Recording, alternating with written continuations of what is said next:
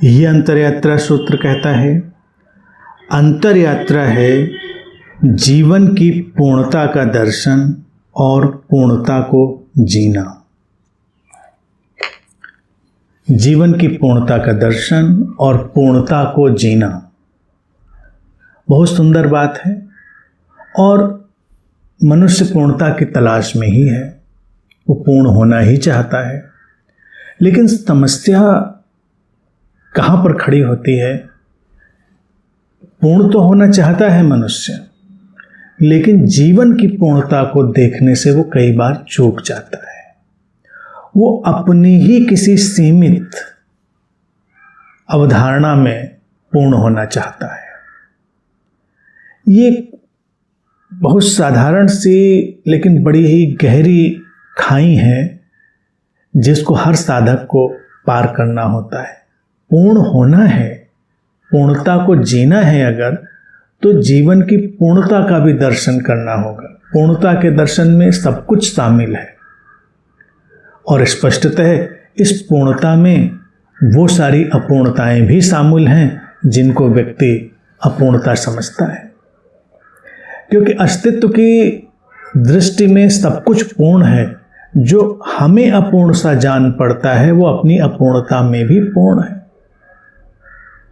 हर स्थिति, हर जो तल है वो अपने ढंग से परिपूर्ण रूप से विकसित हो रहा है।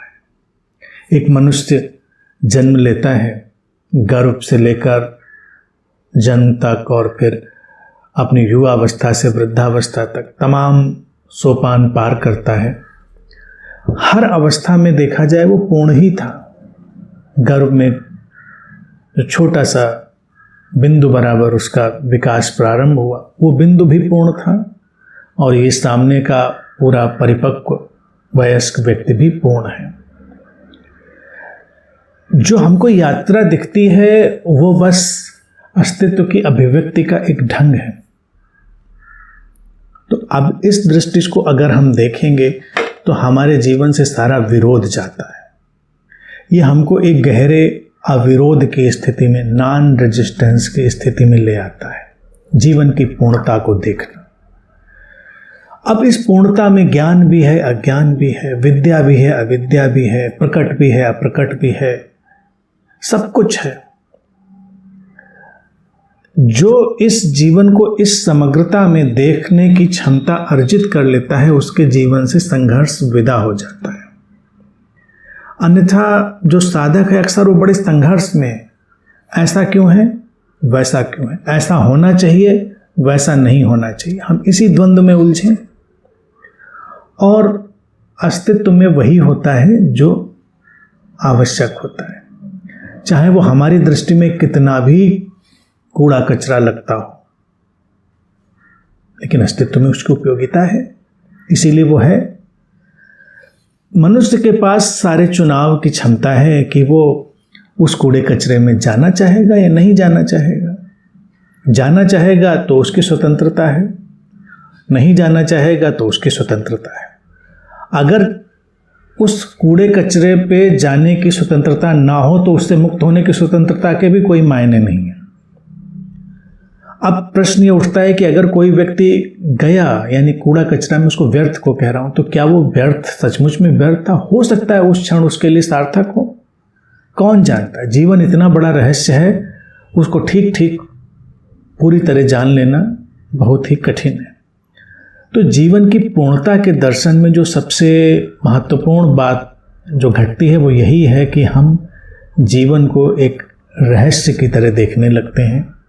उस रहस्य के साथ सम्मान आता है, उस रहस्य के साथ द्वंद्व विदा होते हैं, उस रहस्य के साथ प्रतिरोध गिरता है, शिकायतें विलीन होती हैं, हम एक सहज अवस्था में होते हैं। और जब ऐसा होगा तब क्या होगा?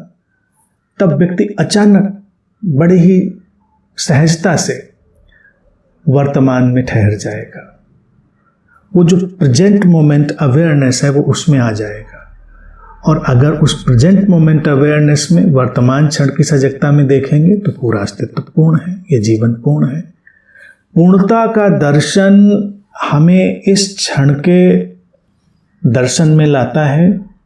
और जब हम पूर्णता को जीते हैं तो वो सारी बातें फिर आती हैं, स्वीकार, अविरोध, शिकायत रहित चित्त। इन सब के साथ वर्तमान क्षण में व्यक्ति जीता है और फिर क्षण प्रतिक्षण उसको ऐसे ही जीता चला जाता है। तो यह है पूर्णता को जीना। और अपनी परिकल्पित धारणाओं की, विचारधाराओं की जो पूर्णता की स्थितियां हैं, उन सबको विदा कर देना। कौन जाने पूर्णता क्या है?